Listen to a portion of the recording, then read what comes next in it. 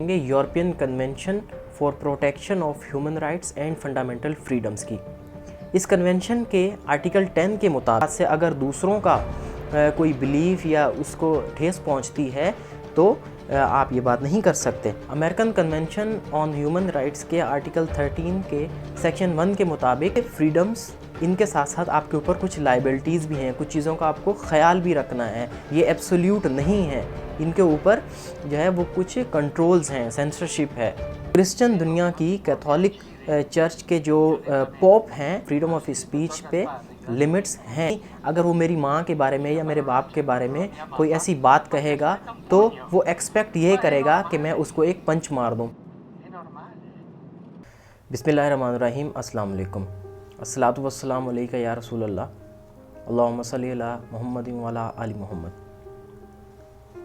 आज जो हमारा टॉपिक है वो बड़ा ही सेंसिटिव है, जिसके बारे में बहुत ज़्यादा बात भी हो रही है और मेन स्ट्रीम मीडिया ने और स्ट्रेट मीडिया ने इसको बहुत ज़्यादा उठाया हुआ है और ये वर्ल्ड लेवल पर एक इशू बन चुका है। इस वीडियो का टॉपिक ये है कि फ्रीडम ऑफ स्पीच के नाम पर जो हमारे पैगंबर मोहम्मद मुस्तफ़ा सल्लल्लाहु अलैहि वसल्लम, जो ख़ातमुन नबीयीन हैं और रहमतुल आलमीन हैं, उनके जो खाके बनाए जा रहे हैं फ्रांस में और स्टेट की तरफ से इसको इंडोर्स किया गया है।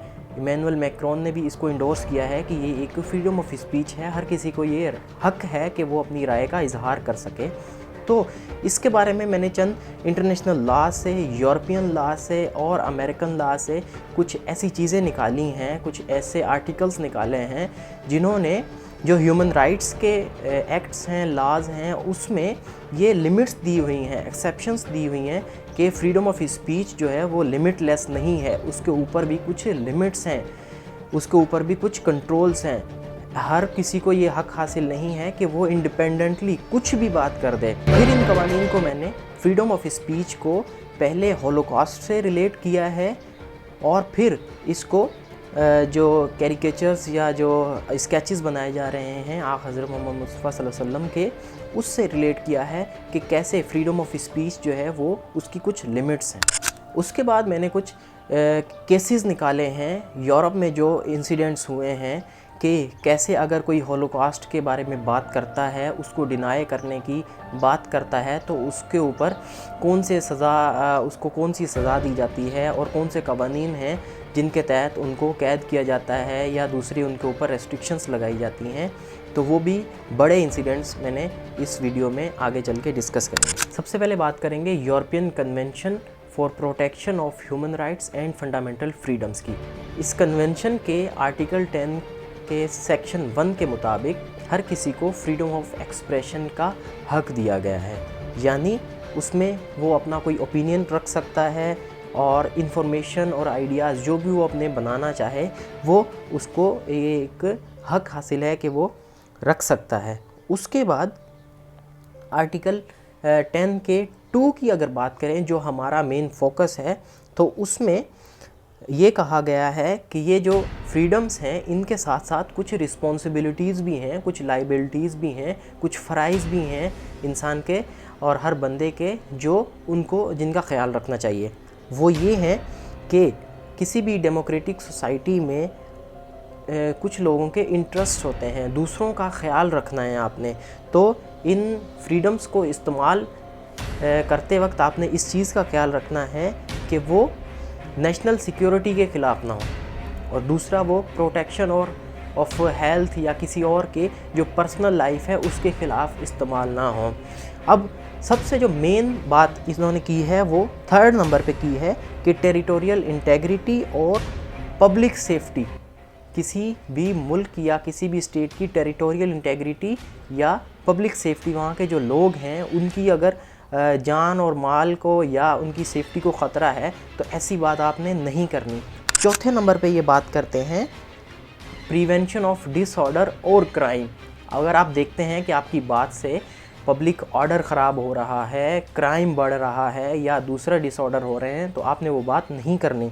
उसके बाद आइए reputation and rights of others. अगर किसी की रेपुटेशन के ख़िलाफ़ आपकी बात है, अगर किसी के लाइफ और किसी की पर्सनल रेपुटेशन की बात अगर आ रही है तो वो बात भी आपने नहीं करनी जिससे दूसरों के हकूक़ जो हैं वो मजरूह हों। यानी ये फ्रीडम ऑफ स्पीच सिर्फ आपको ही थोड़ी है, दूसरों को भी है। अब आपकी बात से अगर दूसरों का कोई बिलीफ या उसको ठेस पहुंचती है तो आप ये बात नहीं कर सकते। इस कन्वेंशन में और भी बहुत सारी बातें हैं कि ऐसी कोई बात रिवील नहीं करनी जिससे अगर पुलिस को इंक्वायरी कर रही है तो वो बात रिवील हो जाए या जुडिशरी को आप इन्फ्लुएंस करने की कोशिश करें, लेकिन वो हमारे इस टॉपिक के साथ रिलेटेड नहीं है। इसके बाद आ जाती है American convention on human rights. Article 13 के सेक्शन 1 के मुताबिक कुछ फ्रीडम्स दिए गए हैं जिसमें फ्रीडम ऑफ स्पीच है, फ्रीडम ऑफ एक्सप्रेशन है, आप अपने आइडियाज़ रख सकते हैं, आप अपने आइडियाज़ को कलम के ज़रिए बयान कर सकते हैं, आप ओपनली बयान कर सकते हैं, आप ये ओपिनियन रख सकते हैं, आपके आइडियाज़ आप रख सकते हैं, इन सब की आपको आज़ादी है। लेकिन अगेन फिर इसमें एक्सेप्शन दी हुई है सेक्शन 2 में कि ये फ्रीडम्स इनके साथ साथ आपके ऊपर कुछ लाइबिलिटीज़ भी हैं, कुछ चीज़ों का आपको ख्याल भी रखना है, ये एब्सोल्यूट नहीं है, इनके ऊपर जो है वो कुछ कंट्रोल्स हैं। इसमें भी उन्होंने एक्सेप्शन ये दी हुई है कि आपने अपने आइडियाज़ को बयान करते वक्त ये देखना है कि वो किसी की रेपुटेशन या किसी के आइडियाज़ को ठेस ना पहुंचा रहा हो, किसी के बिलीव्स को ठेस ना पहुंचा रहा हो। सेकंड में वो बात करते हैं कि उससे आप देखें कि पब्लिक डिसऑर्डर तो नहीं हो रहा, सोशल हार्मनी डिस्टर्ब तो नहीं हो रही, लॉ एंड ऑर्डर सिचुएशन ख़राब तो नहीं हो रही। तो ये American convention of human rights ने भी इस चीज़ को इंडोर्स किया है कि आपके जो फ्रीडम ऑफ स्पीच है वो एब्सोल्यूट नहीं है, वो लिमिटलेस नहीं है, उसके ऊपर कुछ रुकावटें हैं, कुछ लाइबिलिटीज़ हैं जिनका ख्याल रखना है आपने कोई भी बात करने से पहले। इसके बाद बात करते हैं क्रिश्चियन दुनिया की कैथोलिक चर्च के जो पोप हैं, जो सबसे बड़ी अथॉरिटी है इस वक्त दुनिया में क्रिश्चियंस की, तो उन्होंने क्या बात की है फ्रीडम ऑफ स्पीच के बारे में। 2015 में जब चार्ली हेब्डो पे ये अटैक हुआ था तो उस वक्त पोप श्रीलंका में थे, तो वहाँ उनसे एक रिपोर्टर ने ये सवाल किया कि क्या फ्रीडम ऑफ स्पीच लिमिटलेस है, उसकी कोई लिमिट नहीं है, जो बंदा चाहे वो बात कर सकता है। तो उन्होंने भी ये कहा कि नहीं, फ्रीडम ऑफ स्पीच पे लिमिट्स हैं। बिल्कुल इसी तरह कि जैसे कोई मेरे किसी अजीज़ के बारे में बात करेगा, उन्होंने ये कहा, यानी अगर वो मेरी माँ के बारे में या मेरे बाप के बारे में कोई ऐसी बात कहेगा तो वो एक्सपेक्ट ये करेगा कि मैं उसको एक पंच मार दूँ। Una parolaccia contro la mia mamma, ma gli aspetta un pugno. Ma è normale. È normale. Non si può provocare, non si può insultare la fede degli altri, non si può prendere in giro la fede. C'è un limite. Ogni religione ha dignità, ogni religione che rispetta la vita umana, la persona umana, no? इसके बाद बात करते हैं कि Holocaust और freedom of speech किस तरह related हैं। एक तरफ तो यूरोपियंस ये कहते हैं कि फ्रीडम ऑफ स्पीच एब्सोल्यूट है, दूसरी तरफ वो ये भी कहते हैं कि लेकिन फ्रीडम ऑफ स्पीच का जो कानून है वो होलोकॉस्ट पे अप्लाई नहीं होता। होलोकॉस्ट क्या है, इस पर थोड़ा सा ओवरव्यू दे दें। होलोकॉस्ट सेकेंड वर्ल्ड वार के दौरान हिटलर ने मास स्केल पर यहूदियों को परसिक्यूट किया था, गैस चैम्बर्स में डाल के वहाँ पर उनको जो है वो सफोकेट कर दिया गया। तकरीबन 10-12 मिलियन जो यहूदी थे वो उसमें उनको परसिक्यूट किया गया। तो एक बिलीफ है कि ये होलोकॉस्ट हुआ था और इसको डिनाई करना वो गैर कानूनी है और गैर इखलाकी है कि इतने मास स्केल पर लोगों को मार दिया गया, ये जीनोसाइड है, इसको डिनाई करना एक गैर कानूनी भी है। और हिटलर की इसको एंटीसेमिटिज़म कहा जाता है, यानी ज्यूज़ के ख़िलाफ़ हैट्रेड, नफ़रत में शुमार किया जाता है अगर कोई होलोकॉस्ट को डिनाई करता है। तो अब देखते हैं कि यूरोप में कौन से कवानीन हैं और कौन से लोग हैं जिनको होलोकॉस्ट को डिनाई करने पे, इसके अपोजिट में व्यू रखने पे सज़ाएं हुई। सबसे पहले डेविड इरविंग जो एक ब्रिटिश हिस्टोरियन हैं, उन्होंने 1989 में कोई बात की थी ऑस्ट्रिया में, एक उनकी कन्वेंशन थी, वहाँ पर उन्होंने डिनाई किया था कि नाजीज़ ने गैस चैम्बर्स इस्तेमाल किए थे यहूदियों को परसिक्यूट करने के लिए।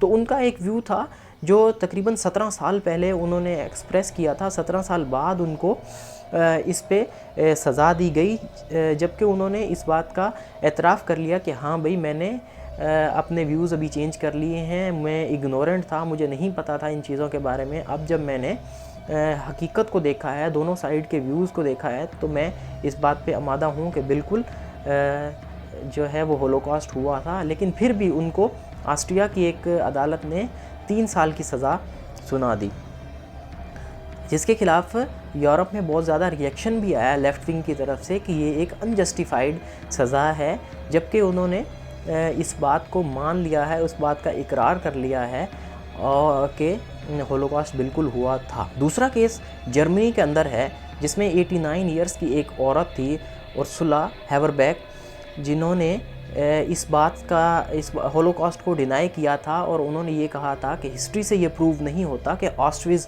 कैंप एग्जिस्ट करता है। ऑस्ट्रिच कैंप वही है जहाँ पर बहुत सारे यहूदियों को गैस चैम्बर्स में डालकर परसिक्यूट किया गया, उनको सफोकेट किया गया। तो उन्होंने ये डिनाई किया था कि नहीं, ये कैंप हिस्टोरिकली प्रूवन ही नहीं है कि ये इस चीज़ के लिए यूज़ किया गया। तो उस पर उनको एंटीसेमिट करार दिया गया और उन्हें ये इस बात की सज़ा बिल्कुल सुनाई गई। उनको 3 साल तक जेल में डाल दिया गया। ऑस्ट्रिच कैंप पोलैंड में कायम किया गया था। जब हिटलर ने पोलैंड को इन्वेड किया था तो वहाँ पर ये कैंप बनाया गया और फिर तकरीबन 1.1 मिलियन ज्यूज़ को उस कैंप में परसिक्यूट किया गया और सफोकेट करके।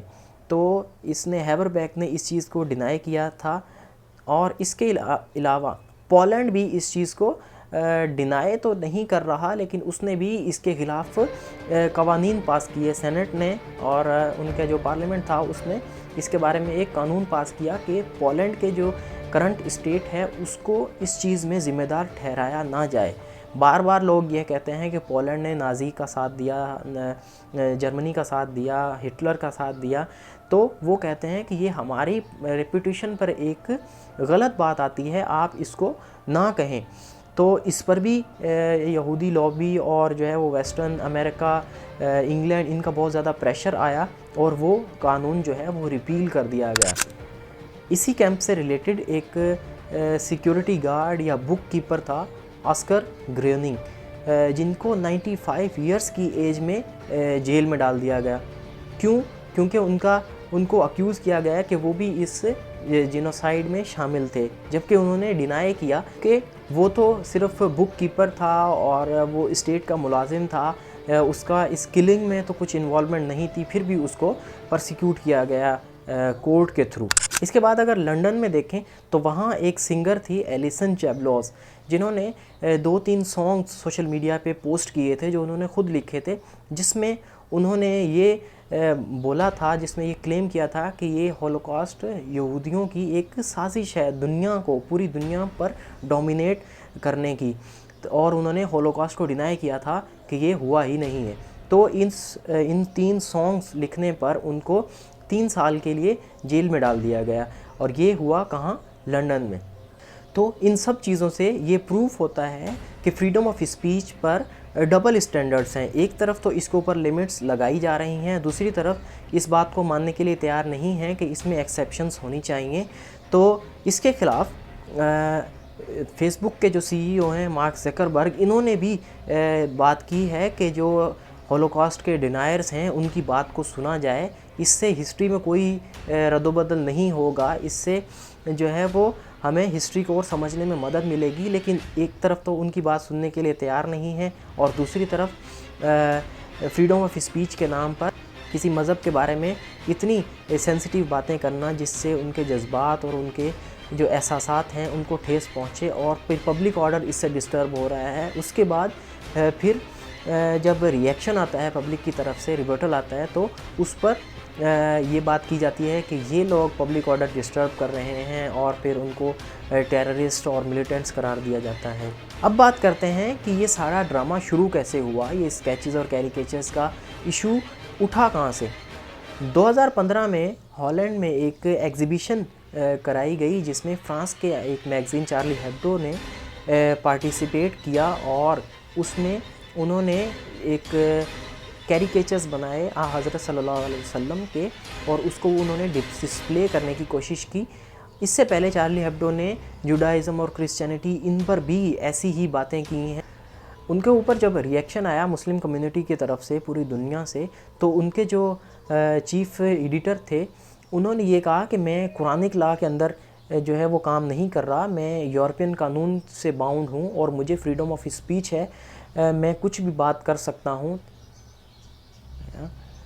जबकि इजिप्ट के अल अज़हर यूनिवर्सिटी जो इस्लामिक दुनिया का एक बहुत ही प्रेस्टीजियस इदारा है, उन्होंने इस चीज़ के बारे में अंदिया दिया था कि इससे हेट क्राइम्स और ज़्यादा बढ़ेगा, इससे पब्लिक ऑर्डर डिस्टर्ब होगा, इसको रोका जाए। लेकिन उसके बावजूद भी ये कंपटीशन कराया गया और इन कैरिकेचर्स को डिस्प्ले किया गया और इसी मैगज़ीन ने फिर इसके फ्रंट पेज पर भी इसको डिस्प्ले किया। तो उसके बाद दो मुसलमान भाई थे, शरीफ एंड सैफ, जिन्होंने इस मैगज़ीन के जो हेड ऑफिस है उस पर हमला किया और वहाँ तकरीबन 14 गालिबन लोगों को वहाँ पर मार भी दिया और बहुत से ज़ख्मी हुए।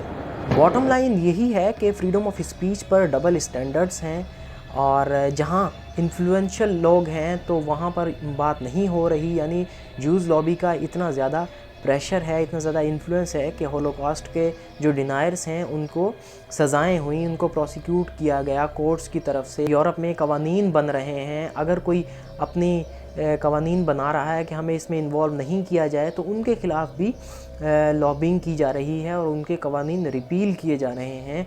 जबकि इस्लाम की बात आती है तो इस पर फ्रीडम ऑफ स्पीच का डोंग रचाया जाता है। मुस्लिम कम्युनिटी ने बड़ा अपना नेचुरल सा रिएक्शन दिया है, यानी टर्की की तरफ से भी बहुत स्ट्रॉन्ग रिएक्शन आया। ऑलमोस्ट एवरी कंट्री उनका रिएक्शन इस पर आया है। अब मसला ये है कि ये मसला भी जैसे और कोई भी मुस्लिम उम्मा के साथ मसला आता है तो हमारी जो मुस्लिम उम्मा है वो डिवाइडेड है, हम ग्रुप्स में बटे हुए हैं और हर कोई अपने इंटरेस्ट देखता है। जब तक हम मुत्तहिद नहीं होंगे इस मसले का भी कोई हल नहीं निकलेगा, जैसे दूसरों का नहीं निकला।